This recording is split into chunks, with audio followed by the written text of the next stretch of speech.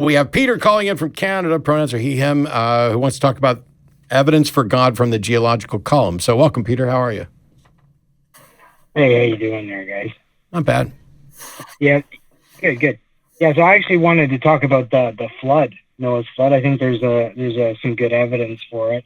And I actually have one thing that I think is kind of the nail in the coffin that I don't think you're going to be able to refute, but I kind of just want to lay a little foundation, if that's okay. Well, I'm curious because I'm really interested. And when you say that you've got something that I'm not going to be able to refute, you know what I can't refute? What? Unfalsifiable assertions. Nobody can, nobody has to. They don't stand on their own just because something that's not refuted. So you've got a burden of proof. It's not up to me to debunk it. You got to make a case. Yeah, no, I'll make my case. Cool. Okay, so first of all, I wanted to just touch on the geological evidence. So they find there's a ton of geological, hours and hours I went through of it, of land animals mixed with sea creatures all over the planet. On mountains, they found hundreds of jellyfish in pristine condition. Mount St. Helen eruptions, we watched fossils created in hours. Mount St. Helen erupted in the 80s. Is that the eruption you're talking about?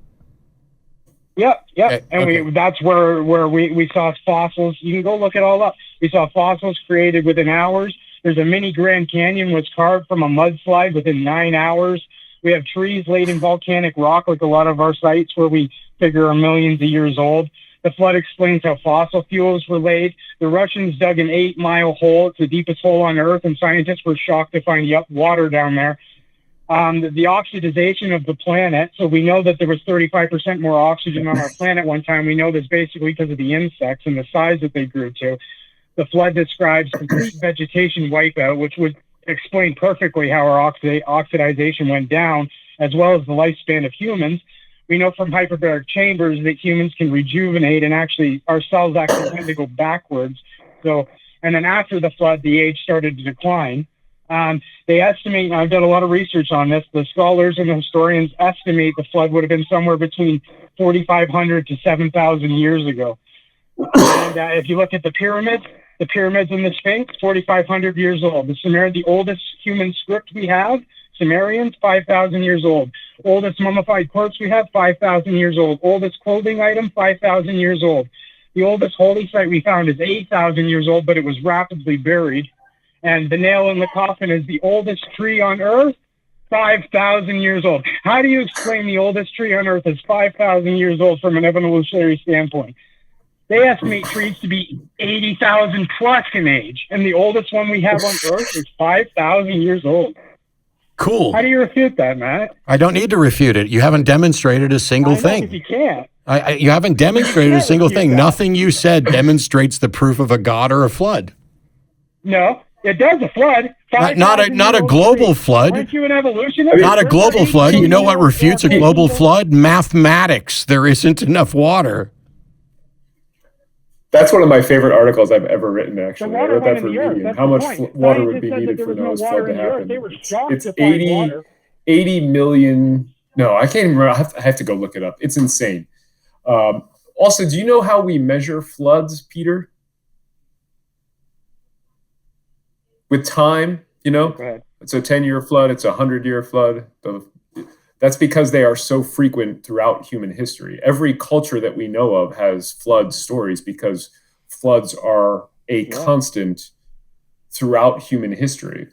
So the fact that other cultures, that every single one we know of mentions a flood at some point in their history does not indicate, as Matt is saying, that it is the same worldwide global flood. You understand that, right? Yeah, all those stories, actually, you're leaving out, they all indicate a global flood. And these people were on opposite ends of the world at that. Right? Peter, they also didn't know what the globe was. For them, their world was their little geographic area, right?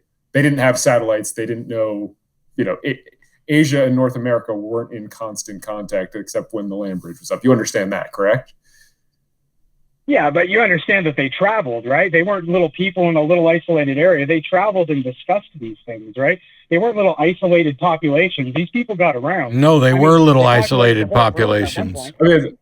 But in any case, the Earth is about, 4.5 billion years old, and you think that it's a few thousand years old? I never said that it's a few thousand. What I said is the oldest tree. I asked a question. Growing. Why are you so hostile? I let you talk and drone on with a whole bunch of shit that you clearly don't understand and don't know anything about for ages. And all I did was say the Earth is about 4.5 billion years old, and you think it's a few thousand years old? Question mark. No, I never said it was a few thousand years That's old. why I'm asking, how fucking old is the Earth in your opinion? I don't know. Good. I don't think we can know. How could we know? Just because they say it's 14 billion years old, what does that mean? No, the Earth is not 14 billion years old. It's 4.5 billion years old. And we know that because we've actually done science on it. So here's my question. If you don't know how old the Earth is, what difference does it make if the oldest tree is 4,500 years old? Because trees don't stop growing, Matt. So if a tree is only 5,000 trees stop growing. I've got dead trees. I've got dead trees in my yard right now. Why don't you come down and tell them that they don't stop growing? See, you're contorting, though, right? You know I'm not exactly contorting. I'm not contorting. I'm pointing out flawed reasoning from you. I will mute you if you don't stop. But what I asked was, what difference does it make if you find a tree that's 4,500 years old? How does that demonstrate that there was a flood just prior to that? How does it demonstrate anything about a flood or the age of the Earth? How is that tree relevant?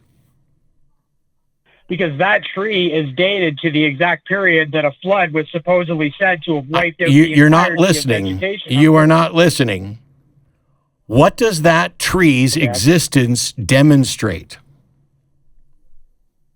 It demonstrates either A, that the Earth is not nearly as old as you think it is, or B, that some catastrophe happened worldwide to extinguish all trees. I'm sorry, but you're absolutely wrong. You don't understand what the existence of that tree demonstrates. What the existence of that tree demonstrates is that that tree exists. Nothing more. There needs to be more to say this tree exists and is the oldest because everything before it was wiped out by a global flood. You haven't made that case. You haven't provided evidence for that. You haven't. And by the way, you just mentioned that which I'm sorry, but it's going to make you a big fat liar, is that you said it demonstrates that the Earth isn't as old as I think it is. You just said you don't know how old the Earth is. You weren't willing to say that it was thousands of years old. But when I push back on you to expose your fallacies, you trip up and then you go on to say that the tree proves the Earth isn't as old as I say it is. Well, you're wrong. And when you go file the paperwork to get your Nobel Prize, I will be laughing.